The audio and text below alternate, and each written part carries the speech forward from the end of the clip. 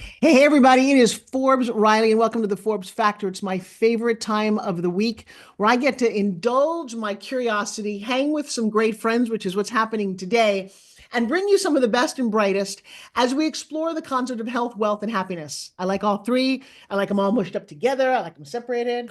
All right. So, it's an interesting thing. The topic today is just two friends reconnecting who met on home shopping eons ago, and it's so funny how both of us found that world.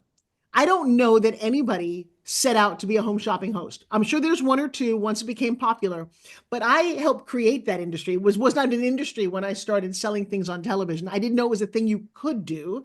But I do remember, and I've taken these lessons into my entrepreneurial journey with the teeth back, that when one door closes, all kind of other things do open, although it's very hard to see that when it happens. So for me, I was trained as an actress. I wanted to be an actress for probably two different reasons. One, I love the glamour and the glitz. You give me the Oscars and the gowns and the sexy men you got to kiss. The other was that you could escape into a character and live someone else's life. And given my childhood, that's what I wanted to do. I used to turn on the TV and movies all the time and literally transport myself to places from Paris to Rome to Mars because you could. I was always fascinated by the industry. And I do believe the whole manifesting thing works because I lived it. I not only jumped into that world, but reached through the television when I was 16 and plucked out Bob Hope. Many of you don't know who he is anymore, but he hosted the Academy Awards for like 50 years. He lived to be 100. He was a very famous comedian, the Adam Sandler of our time. And he was the host of the Miss Teenage America pageant. And I remember standing on stage next to this man at 16 years old, as green as a cucumber, thinking, how can this man be real? I've only seen him in a box. It was a very unusual experience. And then I went on to call crazy people my friends, like the guys who played on Battlestar Galactica, Ted Lange from Love Boat, Florence Henderson from Brady Bunch. They became real life people. And I blurred a line in my childhood of what reality and fantasy could be. And it's funny because when I just said hi to my guest, she said, "Are you still with your man?" And that's a very funny line because I'm living a balance between everything I ever dreamed possible and the fact that I literally get to wake up next to him every day. There's not a day that goes by that I don't look at Joshua and just go, thank you so much. Whatever it is that I did right and he did right to bring us together. But it seems like it's out of a storybook. And I joke about it because he's so physically unique and he looks a lot like Superman wishes he looked. All right, I'll take that. And then into the rest of my life. So I can't quite decide which came first, the chicken or the egg, but I love telling stories that are so fantastical that you almost go, how could that fit into one person's life? And then I remember the moment when the movie Joy came out. And there I was sitting in the dark in Utah at Park City, and I'm watching my life on screen, only it wasn't really my life. It was her life, but it was my life. We literally intersected several times. And I didn't even realize this as the movie opened up. And her mom from Long Island, my mom from Long Island, is in a muumuu. My mom's in a muumuu watching Susan Lucci and All My Children like my mother did. And I remember that first moment going, okay, I knew I had something to do with Joy, but I didn't realize it would have started in our childhood. And then at some point in Joy's life, her dad was seeking some other people to represent his products and found his way into one of my trainings. I was doing a thing called the Learning Annex. And he asked me if I would host. He was doing plastic, like a plastic garbage disposal and dish racks. And I didn't really like the plastic world. But apparently we became so close that he was at my mother's funeral. In the movie, he's played by Robert De Niro. And I remember just going, huh. And then obviously watching her great journey on home shopping. Home shopping is one of the large chunks out of the history of my life and my guests as well. And I don't think that she started out wanting to do that either. Please welcome to the stage the one and only, very glamorous, beautiful, and amazing Michelle Sorro. Oh my gosh, no one knows how to just command live TV than you. I am so happy to be here. If this is what it takes for us to reunite, I am here for it. Well, that's what I thought when I reached out to going, wait a second. I know it's hard we're not in the same city anymore. It's hard to find time for lunch or a call. Let's just do it in front of everybody. Yeah, well, this is exactly what it is. And your intro and that story and and helping me relive those 3 years that I was at the Home Shopping Network. That was not a dream, but it was a dream in a weird way. And it ended up setting me up for building a beautiful business that's totally on mission for me at this point in my life. And I wouldn't have had that if I didn't have those training grounds, that I got paid for, and then I got to meet incredible people like you that then became friends. And so just so much gratitude for HSN, just so much gratitude for the hardest job I've ever had that was also one of my top favorites of my life. Well, we're going to get to delve into that because now, it's funny. I was there when the concept of selling happened. And I tell a story about Body by Jake. I was an actress in Los Angeles, and there was a pen on front of a camera, and it said, "Sell me this pen." And I was in my early 30s. Wolf of Wall Street had not been made yet. And I looked at the pen, and I just had a vibe. And maybe you did this way at your audition when you just knew that you had something a little different, that everyone was probably going to talk about the fact that it was black or it felt this way or it had a certain kind of ink. I looked at the camera instinctually and I said, it's a funny thing about pens. I was 16, a little under 16 when I got to college. I was a little nervous and secure. And my mother would write me longhand notes every day. I'd race to the mailbox to get them. And I realized a pen like this can reach out and touch somebody's heart. Oh my goodness. Of course you did. I love that Jake story. of Body by Jake comes out from the camera, grabs my face, says, "You're going to make me a lot of money." For 5 years, I sold health and fitness and wellness products before home shopping even started. Yeah, I would wow. then spend 30 years in between the two networks and on networks around the world like QVC London and Canada. And it's an interesting story. And I've Now, been to all those networks, I mean, what a wild story, and what's crazier to me is that you just rattled off like nearly 4 decades. That was HSN, right? What, 39 years? yep, More, 40 years, probably yeah, plus. yeah. And yet you were doing it before that. So that's crazy. You know what that role taught me? We're never selling anything. We're simply sharing. Simply sharing. Well, And when you share from your soul and when you share what's real, what's right, what you see, then you're never selling anything. You just aren't. But I think most people were afraid to speak their truth, which is why they were either fired or wouldn't hit the numbers, or it just wasn't the most aligned fit, right? But the reason why you're just so beloved is because not only were you just a dynamo, like I remember meeting you and you rolled out like with all this energy, and I was like, who dis at 2 o'clock in the morning? And I was she's the $1 billion brand builder. Oh my God. Or whatever, billion in sales. And I was just like, whoa, what? And yeah, so you had the same qualities. And I was just like, oh, she's mentoring me in real time on live TV right now. This is a frequency that I'm here for. So thank you again. You're just amazing. but I do, it's funny. I do remember when I first met you, there was a definite different energy about you, as with all the hosts. For those of you watching, and we'll get into Michelle's story, how she got here in a second, but the value to this is that you are all selling. I have a new book coming out called Pitch Secrets A to Z. I think we pitch all the time, every day. If my Yeah. husband rubs my neck and when I wake up in the morning, that's a pitch. He said, yes. I invited you to my show here. It's a yes. That's what pitching is. But I'm constantly barraged with, oh, Forms, how do you overcome objections? Talk to me about sales and communication. I'm like, you guys just do a day on home shopping and your life will change. But Oh, now people are doing that between TikTok and Amazon Live. So our conversation, if you're listening, is not just two old friends catching up. It is more relevant to all the things that you're thinking of about how you get your ideas across to someone else, how you get a yes. And what Michelle just said is so beautiful, that you speak from your soul, that you never sell. But she also mentioned that you hit your numbers. oh, and exceeded. Yes. And there's a very interesting thing about home shopping. Did you find that this serves you well, but that your brain was in three different places? What you guys don't realize is we have an earpiece, you're listening to a producer. You've got a host or a guest that we don't rehearse. Didn't you find that odd when you first discovered, like, there's no script and you don't really practice this? Oh yeah. First of all, that was like a huge relief for me because all I wanted to do was get paid to be me, But what I was most surprised is there's not even like bullet points. There's not any prompter that's just like, here, just make sure this is your arc. Hit this, and hit this. No, all you saw were the numbers. You got to hit these sales.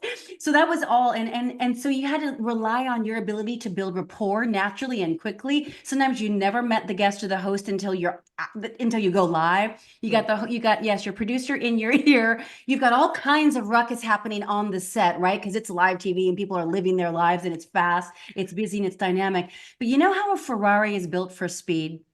Yes. This is how I felt, and it's how you are. It's like Oh, the faster and more unknown and more sort of like unsecure. Like, in other words, anything can happen. I thrive in that environment. all right. I So hunker in. It's like I was built for that. I love it. But let's go back to Michelle because I want everyone to hear you're little and you have a dream to be what? Oh gosh. Okay. Like you, an actress. Why?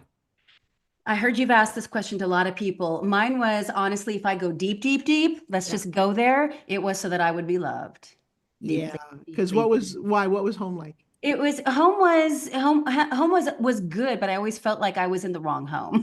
Always felt like I was supposed to be in the bigger house with the view, with all the cars. So there was something missing within me that my parents could not provide for. And then later, I was just like, oh my God, I wouldn't change anything about how they raised me. Oh Beautiful, my kind gosh. parents.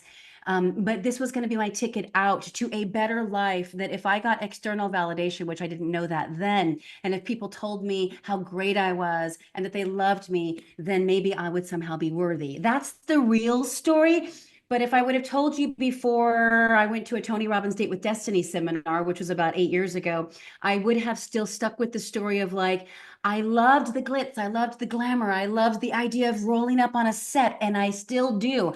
I love everything about movies and television back when it was more innocent and not as weird as it is now. But like, so all the same reasons that you did, so all that still existed, but then I was able to understand the deeper inner workings of what drove me to a very insane industry. Well, apparently you and I are the same person. Right. And I don't meet many, no, I honestly don't meet many of those, including the Date with Destiny having a huge shift in a couple of my paradigms. For me, the big paradigm shift from that training was male and female energies. And we can talk about that in a little bit because it was very eye-opening. But the same thought, it's funny, my dad had a horrific accident when I was in high school, and his hospital room overlooked the only mansion in our town. And it dawned on me as I'm watching, like I could now see past those trees that you couldn't see. There's this big red mansion with two giant brick chimneys and a driveway. And I thought, that's how I should be living. They probably have like for Halloween, real size, candy bars. Just the strangest little thoughts. Or they have a real Christmas and they have a place for Santa to come down. But when I went back and realized that my parents were the most loving, amazing, perfect parents for me, that I wouldn't trade anything at all.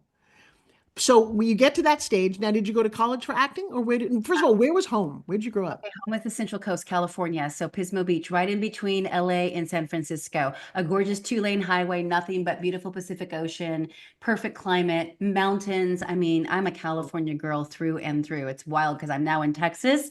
But I think these last few years have opened us up to a lot of things of like, ooh, I want to live my life in more resonance with the people. So just take that for whatever you might think that is. But for me, it was just like more like-minded, conscious community who weren't really interested in just being told what to do from people on TV. Let's just say that. Oh, But we're gonna go down that road. You okay, guys got to buckle up. I'm not finished with HSN yet, though. So okay. Oh did no, you go down? Did you go? let me fast forward it to you because we'll just get to the cliff notes. I did not go to college right away. I tried it. I was highly allergic to it, Forbes. Because I'm not meant to be indoctrinated and to sit into classrooms but I did try it and when I would go, I would get straight A's. So I will say that, but it's like I just like, oh, that was a proving mechanism running me, right? Of like, I'm great, I'm the smartest in the room. So that's why I did it. But I really didn't really want to be in school. So I became a realtor, sold real estate for 10 years in LA, Beverly Hills to the ocean, but always had this got to be an actress for a few years for sure. I was on some soaps, I was on some little films, some commercials. I wasn't interested in all the sort of Yep. uh, a la carte aspect of Hollywood. When the third manager pretty much expected, all kinds of things from me. And I just was like, I was so straight. I was like, if you're managing me because you think I'm going to sleep with you, then you need to let me go. If you can manage me with never having that thought, and I'm not going to ever give you an inkling of an idea that that's possible, but you believe in this talent and think you can make money, because let's face it, that's why I'm here for you, then let's move forward. And it was really cool because I actually ended up working with a guy named Kenny Lindner, who I has know. one of the biggest, Okay, I of know course Ken. you do. Ken Lindner, of course you That do. Matt Perry. Were you there during those years? Yes, I love Yvette Perry. Oh my gosh. You were she was your agent, right? Am Yes. I yelling? Am I yelling? No, because I'm very excited. I literally how could we have missed each other for all of those years? I What's could have used a friend out happening? there. That's so wild. So Yvette Perry, I mean, God bless her. She worked so hard to just help so many people. And I think yeah, she was in it for so many good reasons. Long story short, I remember then thinking, okay, I don't want to be an actress. I want to be me. I want to be me. I had no idea that television host, which is what I thought would be next, actually Right. have to stick to a prompter. They really do have. If you're going to be red carpet or wherever, or like news, it's like you're fully on prompter. So that's when I realized, okay, I need to go to UCLA and I needed to go study broadcast journalism. So I did do that. I got a certificate in that. It's one of the best in the world. And then right away I got an agent, Kenny Lindner. I was on The Apprentice with Donald Trump because I really thought maybe I was so naive. I really thought that would be the ultimate platform that some headhunter, some producer, someone somewhere was going to come see me and save me. Old mentality, right? Yep. That did happen for a few people, but for the most, it didn't. In fact, I quit that show. I was like one of two people to ever quit it because I was like, I can't do this. This is so wrong. I liked him. He was always good to me. He was always pretty good to everyone on that show, by the way. So when he ran for office the first time, all the legacy media people came, a knocking, like, let me interview. And I was like, I have nothing to share with you. He was pretty good to me and he's pretty good to everyone else. I have nothing salacious to offer.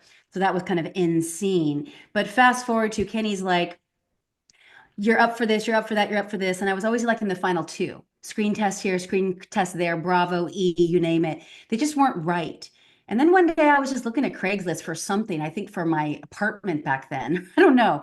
And I saw an advertisement for a TV shopping host. Mm, And I was like, why is this here? And not like, why isn't like Kenny bringing this to me? And I right. just said, you know what? I'm just going to just create the little audition reel, send it off and see what happens. And I did. I just picked up some beauty product.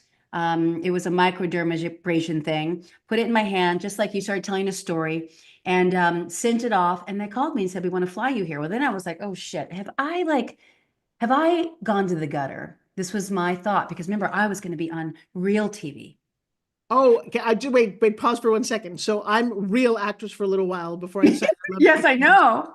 And I would fly, I was already on home shopping, and I would fly to Pennsylvania to QVC like for a weekend, come home with like 20 grand in my pocket. And my actor friends who were waitresses were like, oh, you're selling out. I'm like, yeah, I did sell out. I have a lot of money in my pocket. I just bought a house. But I'm not a worse actress because you're selling crap on TV. And I'm like, you're delivering pie. Why is that a better actress? Than it was Well, horrible.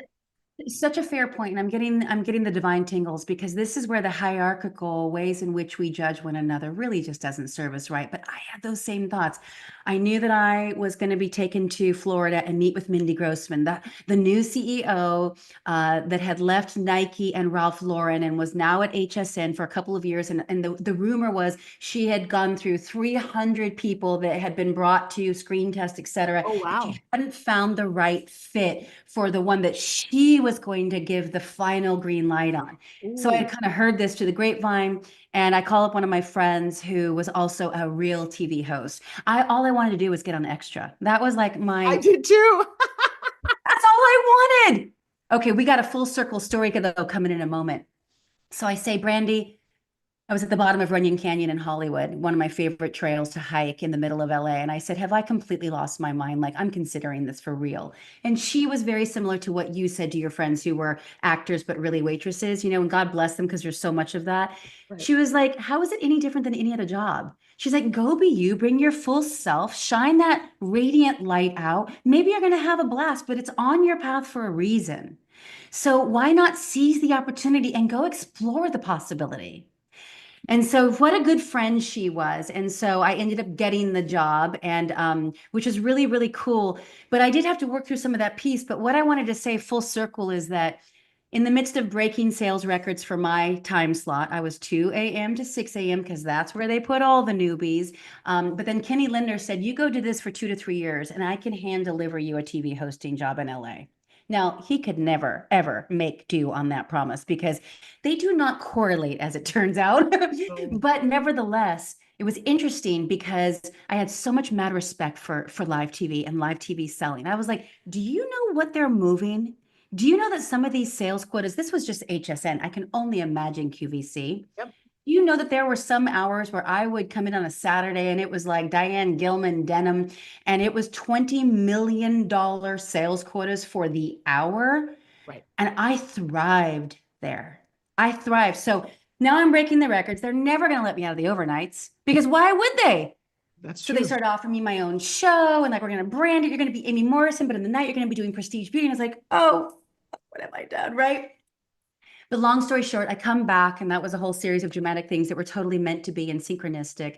And ultimately, I landed on Extra for 4 years doing a TV retail shopping segment called a lifestyle segment. We had lots of different titles, but is that like a full story? It was just Beautiful. like, and that was amazing while it was. And when they offered me to renew once the COVID era was sort of, complete and quiet again, and they opened back up, I was like, I have evolved past that, thank you and no thank you. It's like my business was birthed because of my ability to sell. I had so much and still have so much respect for that beast of a multi-billion-dollar grind known as HSN and QVC. And I met some of the greatest people I've ever had the honor to meet through that AM job, early AM job in year one. So that's my full story, girlfriend. I love that story. I loved hearing because I did not know that. I just knew that you appeared one night in the middle of the night, were wonderful, amazing, did great numbers. I had the dubious honor. I've been on since the 80s, the late early 90s, I think. 15 years on QVC before I even hit HSN, before Mindy had gotten there. And Oh. when Mindy arrived, it was a very funny story. It was late one night down the hallway in the studio, and there was a woman who fell off her shoes. And I go and pick her up, and it's Mindy. Uh, and we would joke about that forever. And I will tell you that she is the reason that this happened. She believed in me like she believed in you. And I'm very, very grateful that she brought my spin gym to market because I was pretty much told by my buyer that was never happening after we had my episode on pitch men and dealt with men versus women succeeding in business and in life. I'll just leave it at that. I've got great stories. I don't ever want to be bitter about them, but some of them do deserve to be told. And then even when I had my clothing line, she was the one who gave it a green light. And so I am grateful to her and admire all that she built. And so it's kind of interesting. And congratulations for having her find you. So, Just amazing. Yeah. It was just, yeah, I have a lot of gratitude for her. And yeah, she's fun at parties. Let's be clear. She's fun. She's cool. when I know when someone says to you, so what's one of the secrets of selling? What do you say to them? I say don't call it selling, and you might have somewhere to begin. And I'm with you though. We are always selling and we are always pitching, but I'm a natural master salesperson. So are you. I don't think of it as selling. I'm just sharing and I get passionate and excited. So, if you're in like the landmark forum days, which I did that for like about 6 months of my life, they call it enrolling. These days, I work with so many women that are getting their gifts up and out and sharing them with the world, right? And it could be intuitive guidance gifts or grief doula gifts, learning how I'm creating. There's so many different things that I've helped a lot of people do. And so I just say, you're simply just you're offering. It's an offer, it's an invitation. It's as Yeah. simple as an invitation as inviting someone over to have a cup of tea at your house. And I And when tell you people to think stop of it looking at, that way, yeah, to yes. stop looking at people get very focused on their product. Yeah. Or their service. And the truth is, one of the ways to look at it, in addition to that, is to think of it as a solution. People have problems and they buy things all the time, whether you're the one selling them or not. Nobody needs to tell you to go buy eggs at the grocery store. You go and you stand there and you decide which ones you want, whether you like pasteurized or homogenized or $3 versus $9. And you do all the selling in your own head, which you always do. But the solution is eggs. So you go to the grocery store for them. And I find whenever it is I've got something, you have to find someone who's suffering from the problem that you got the answer to. So if Yeah. someone's got saggy arms and not enough time to go to the gym, I might have a solution for you. As weird as that is. If you're thirsty, I have a solution for you. I don't just sell you water. It's like, you're thirsty? I got it. And then you play a little hard to get and they even want it more. All right. So you're in LA and no, sorry, you were living in Tampa, Florida at the time, yes? St. Pete, yeah. When COVID hit, did you stay out here? No, so I left St. Pete at the end of 2013. Oh, I wow. was only there for 3 years. I was an LA girl. I was a California girl. I needed to be at the ocean. Santa Monica, Malibu were my jam up until literally last July when I finally answered that call to come to Austin. And Austin has been right for me for what I came here for. So I was in LA during the COVID era. And during that COVID era, which might take us into this next territory that you mentioned you'd like to go into, I realized that I was one of Santa Monica, a place that I lived for over 25 years. Like Yep. this was my community. I was 20 years in LA. Loved it. very much a part of it. Like I was north of like the Montana era, like it was swanky, but not pretentious. So just a little bougie, you know. But you would just walk around in flip-flops and sundresses and ride your cute little beach cruiser and watch the sunset on the bluffs overlooking the Pacific every night for 25 years. And when COVID hit, and I was one of the very few that just didn't happen to believe everything that we were being told on the TV, I became, I became in that moment the threat to the community. And also, I literally, one of my neighbors called me the domestic terrorist that they were talking about like on CNN. Oh, wow. Yeah, it's because I didn't wear my mask to walk outside to go to the mailbox. And so I recognize that we have a very diverse audience here and we have a very diverse humanity. And so what I allow for or ask to for people to allow for is like your truth be your truth and mine to be mine. Like there was a big split amongst humanity. It's unfortunate. A lot of relationships, a lot of partnerships, a lot of families, we Yes. split apart. And it's so, so sad because you can just kind of look back if you're halfway conscious and see that like there might have been some validity to just kind of pause and maybe make your own decisions at that time.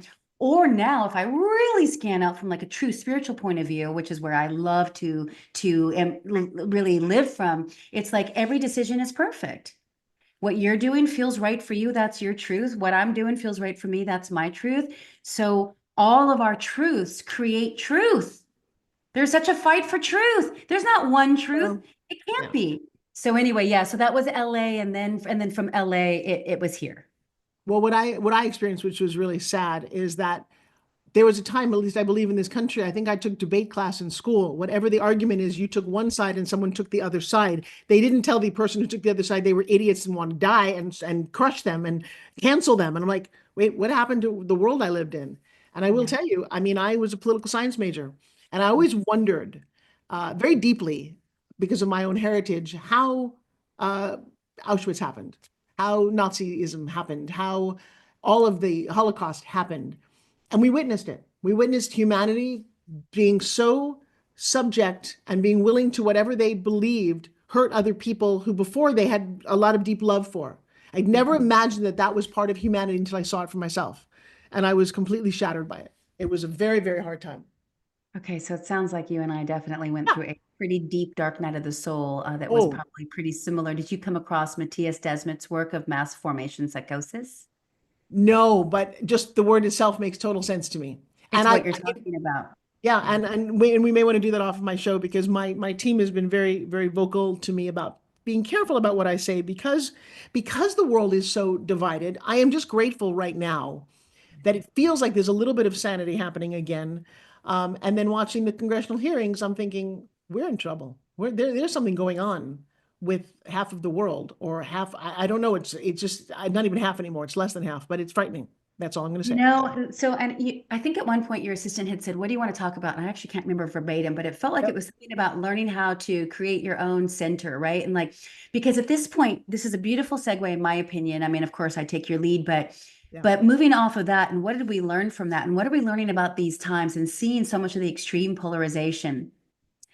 But where are we in extreme polarization within our own being?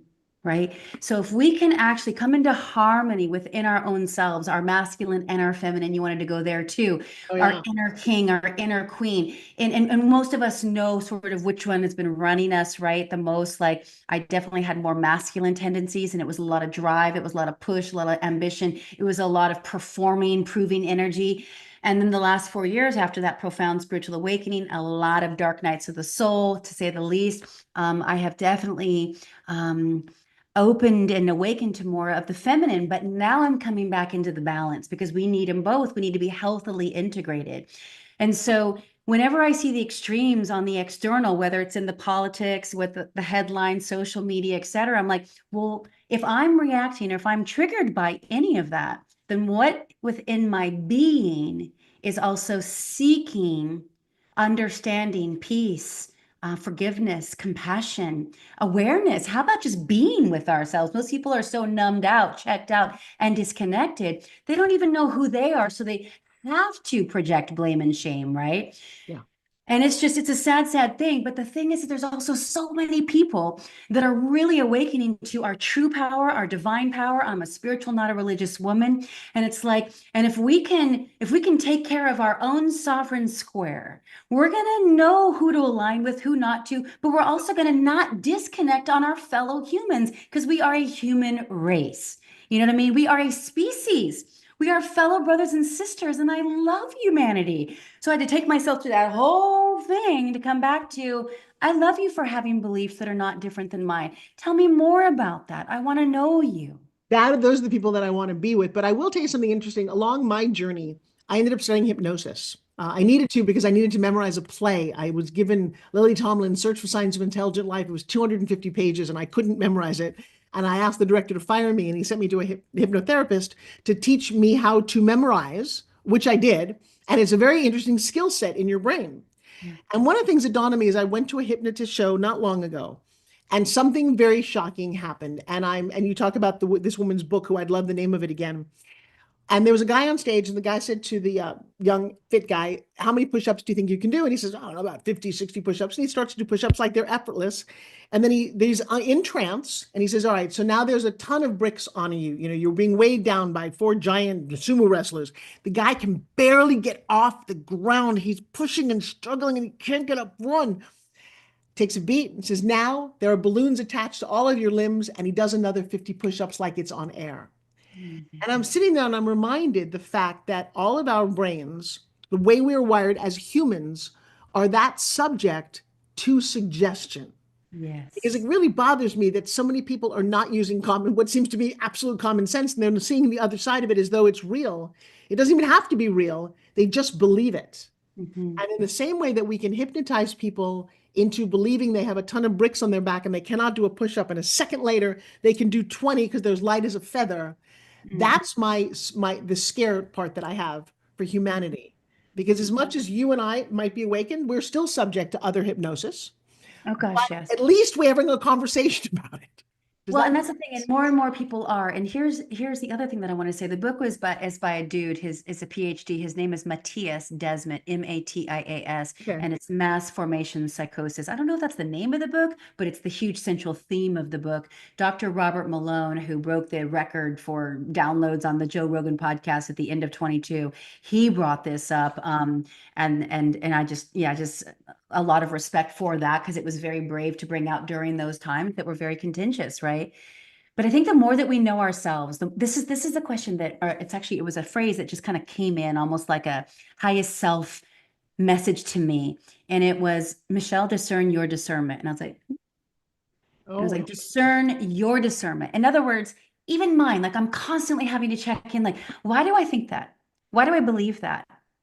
What, why? When did that happen? And by the way, oh, look at all the big shifts over just these last 4 years. Like I'm living in a completely different universe. So who's to say on the flip side of what you just said of like, ooh, a little bit scared of how we might get duped again. It's like, wait, hold up. Eyes wide open, eyes in, eyes in, eyes in, turn inward. Why do I think that?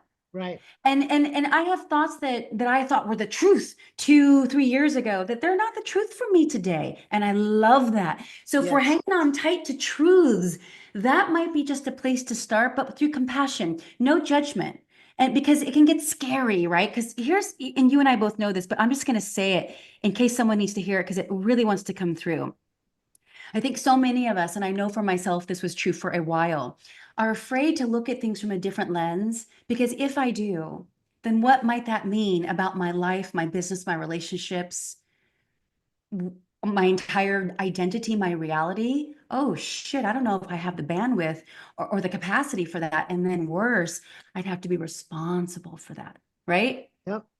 I heard Tony say this the other day. You're not living life, you're living your perception of life. Yes, and it's just so true. It's the lens of perception. Yeah. There's quantum infinite timelines happening right now, realities, parallel realities. So I like to flip the script anytime I feel limited and scared. And I'm like, well, how can I use this as a catalyst to expand me? Just like live TV would scare but Jesus out of most people. They're afraid of public speaking on live TV with sales quotas.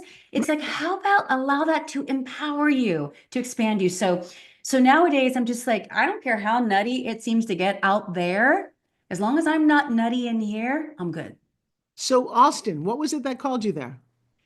It felt like, I mean, it turns out it wasn't downtown Austin. That was kind of a duplicate of what I was leaving, just very much one way, just one way, and that's the only way. And I was looking for more of a mixed bag of, I'm not even political anymore. I heard you say you don't even vote. I canceled Well, that contract. Girl, if you're interested in the sovereignty conversation, we got to have that another time. This is a part of my mission now, just bringing people to that and aligning with the original Constitution of the Republic. That is a whole deeper level of awakening. So if you're ever interested, we could, probably offline to start, but so there were a lot of people that were huge podcasters, very successful spiritual entrepreneurs doing great work, touching millions of lives all around the world, that they were they're headquartered here. got it. All the doctors that were speaking the truth, the medical freedom, like all of that, they were here. So there was just a consciousness that drew me here. And it took 3 years to answer that call because I was scared. And I also loved LA. I had my mountains, my trails, the ocean, my friends, my family. So I didn't want to leave. And I came on my own, completely on my own as a 50-year-old woman. And it was just like, I had to answer that call because if it's calling, it's going to keep calling. Yes, it does. It So doesn't stop. it doesn't stop.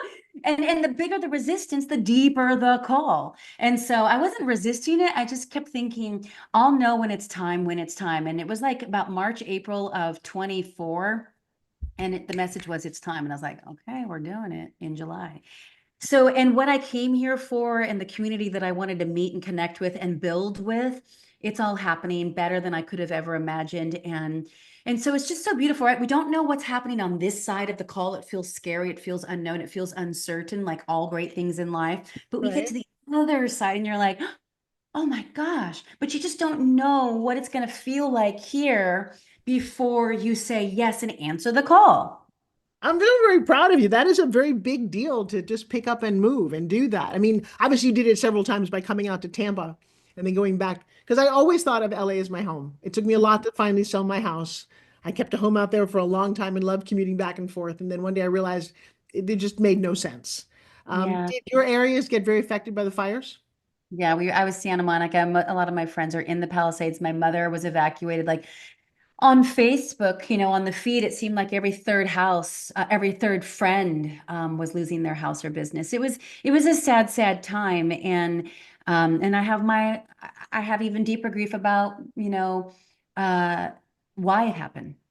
So there's a lot of different pieces to this, my love. Yeah, well, yes, that is a very different conversation about the why. The trailer park that I right across the street from Gladstone's, helped raise my kids in. That was our summer home. I don't know That how to is the travel. best mobile home park in the Yes, planet. Pacific Palisades. When I saw a picture of it, I was just devastated. It's like, and the funny thing is, without homes, the land looks smaller. It's like, how did it have all of that on it when you realize it's not that much land in the first place? So true. Well, they're going to, drive everyone into the city. It's supposed to be a smart city by 28, and so they're right on track.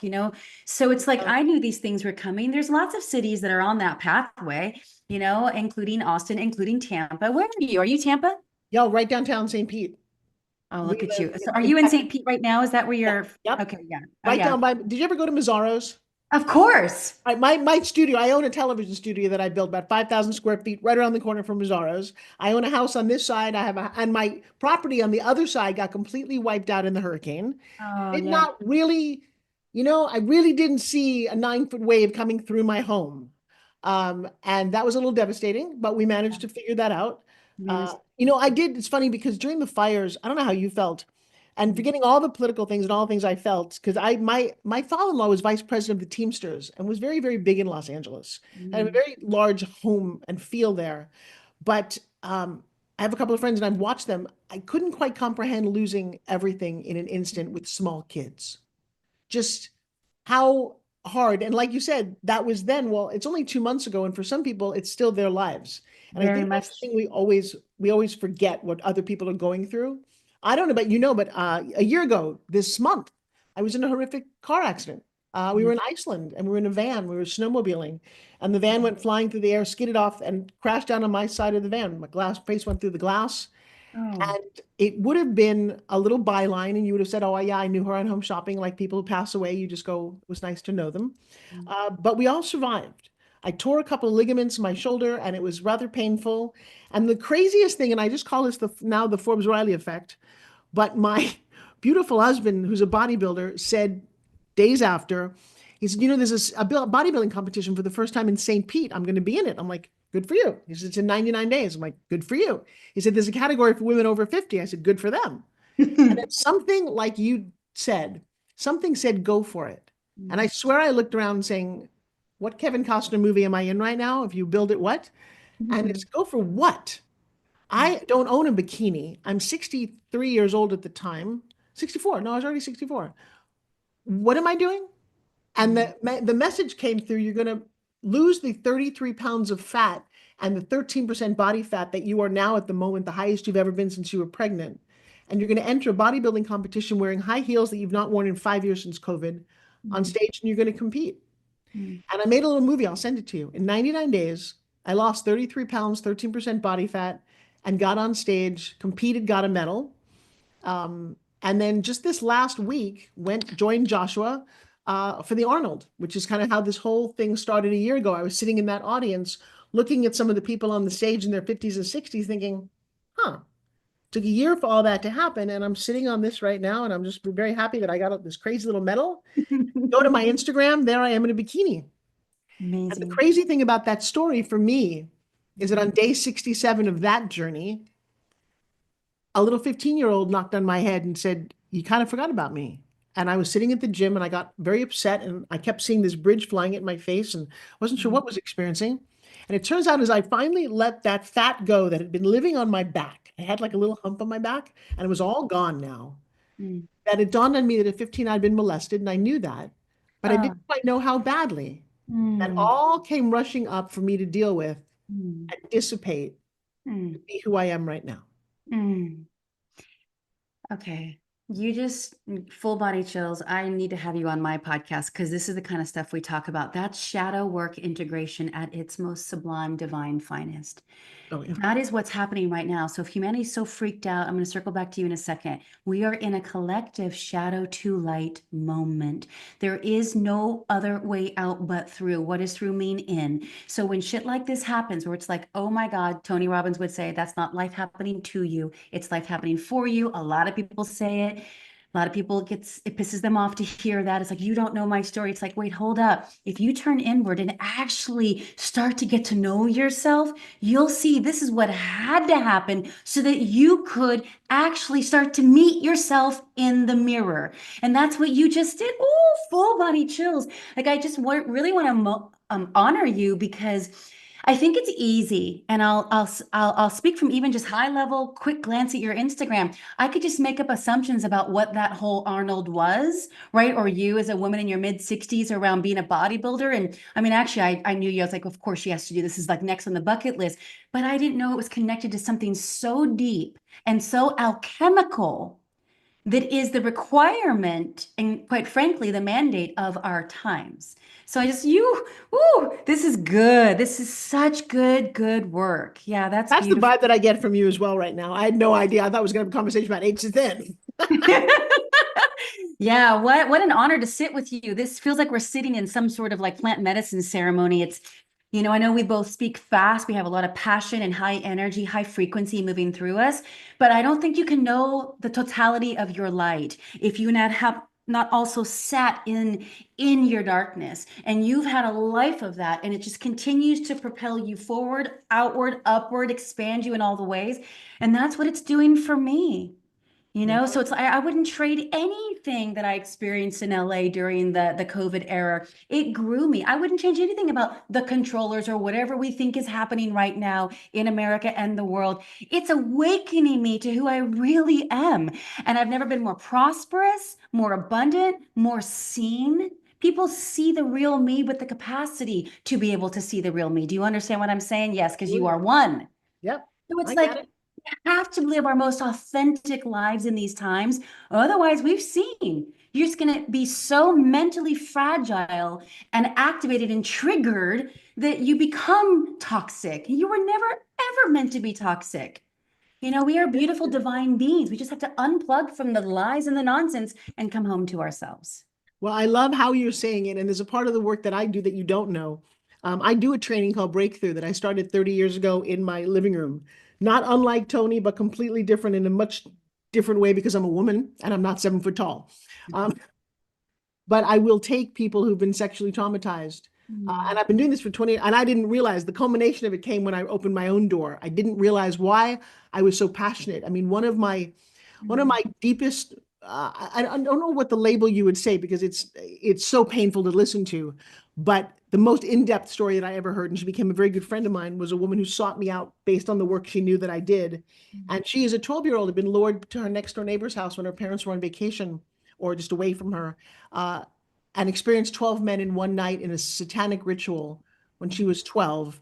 And the last guy said, whenever you think about sex, you'll think about me. And so when I met her, she was in her late 50s and she said she'd never been kissed since because she didn't know how far it would go. She went through the breakthrough healing that I do, which is about a half hour. And on the other side of that, which is insanely a lot of yelling and screaming and releasing and whatever it is that we do, came through and looked at me and she said, I can't wait to get married and be just like you and Joshua. Mm. And I thought, I think I'm on this planet because I guide a lot of people. Most people have no idea, like you said, looking at my Instagram, that that's the work that I truly cherish and really do. Mm. But I still get to do that. I do a ceremony every month, the end of the month on a Wednesday. What do you do? What is your medicine?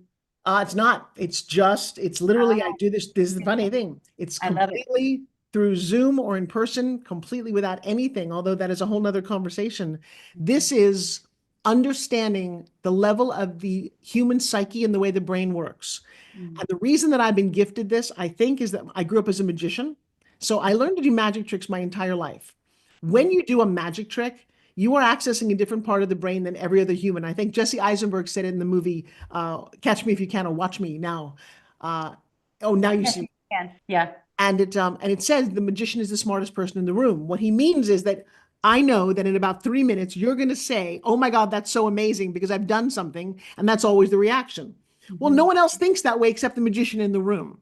So I Mhm. know what the end of this journey always is, and it's been the same for 28 years. Everyone says the exact same thing. They look at me with this bewilderment and say, "Oh my God, I feel so much lighter." Yes. Every single person says that. They have always said that. And it's like, and it's always funny because I'll write it or predict it. And people are like, how did you know? I'm like, because we're not that different. Mm. As humans, you can take your heart out and replace it with somebody's or your lungs or your liver, and you Mhm. still function because as special as you think you are, you're a machine. You're not. There's a Yeah. little difference to you in terms of what you experienced, Mhm. but how you experience it and how you process information, it's all the same. We all have the same computer. Although some people have a Mac and some have a PC. I'll give Mhm. it that there's some more creative and there's some more analytical, but beyond that, For pretty sure. much the same. And when you let this go, it seems that the mental bullshit that hangs in your past literally Mhm. hangs on your body, hangs on your brain, on your face, on your vibe. And if Mhm. you can literally cut that and stop writing your future from your past, Mhm. everything is different. And Yes. I'm a Yes. catalyst for that. Aho. By the way, my favorite medicine is medicine of our lives, right? Like we don't need any plant medicine. I work with plant medicine personally about 3 times a year, but we don't need it. I offer women's retreats, spiritual retreats, where we serve it, but not everyone needs it or chooses it. And I just want to say one thing, and I think we're going to be pretty close to time, but I wanted to, in my honoring of you sharing something that is that, it sounds like that's something that you've shared about in the past, right? Like that experience and being molested. Yeah, A yeah, of little. course. And at the breakthrough seminars or Right. events, experiences, really immersions. But the fact that you were able to transmute that in this 66 days, right? And that and recognizing, so everything is energy. And so that energy had found a place to just coagulate. And so all we're doing in shadow work or being with our traumas, that they could be benign or legit, like what you talked about, this woman and the 12 men in one night. Um, and we all have our own version of something like that, either in our lives from the past or currently, right? So we're definitely not alone, but all of it's energy. So if we're holding weight, or we've got a lump on our back, or we're in dis-ease anywhere in our life, or our relational dynamics are just unhealthy and we're unable to like draw a boundary and or even speak a boundary, there's energy that wants to be broken loose. But it can't be broken loose if we're not willing to be with ourselves. And so this is like the biggest part when your assistant said, what do you want to talk about? I'm like, it's gotta be self-care. Like, and ultimately this is it, right? So whatever it means to learn to be with yourself. Like you found yourself at an edge. You were like, that is not for me. Good for those 50+ year olds, right? Good for you, honey. Like that's awesome. But then you were at an edge and then you got curious and you did an inquiry about that. And now look at it brought. So some would say in my world, that was your highest self bringing you through that whole journey to transmute the energy that was still attached to you from something that happened when you were 15 years old. That Yep. is life happening for you. Oh, I've got a fun story. I can't share this with you now, and it actually happened in Dallas, Texas. Remind me, we're going to have another conversation. I would love That's to. something otherworldly. You know, what's funny, as I grabbed this, this is not water, it turns out. This is a girlfriend of mine brought this from Hungary, and she's going to start manufacturing. This is liquid oxygen. Yeah, way Not, cool. it's not H2O, it's H2O 28. Yes, So I'm going to awesome. have to send some to you and get you to tell me what you think about this. That's a whole other experience when you drink that. You're like, what planet am I on? Well, this Yes. has been delightful. Yeah, we have another 2 minutes before we go. So Which, by the way, can we just say at the Home Shopping Network, when someone would say 2 minutes before I worked at HSN, I was like, 2 minutes? That's like so fast. 2 minutes. I'm like, oh, plenty of time, right? It's all an well, I illusion. love that you even noticed the time. This is one of the funniest thing about being on home shopping is that your brain it's split and you see things differently than other people do. And you can manage several things at a time because you've had to, and you've been trained to do that. Yeah, yeah. Very special gift. And it's been really fun sharing this with you. I was going Mhm. to ask, so you talked about your work now. How do people find you and your Oh, podcast?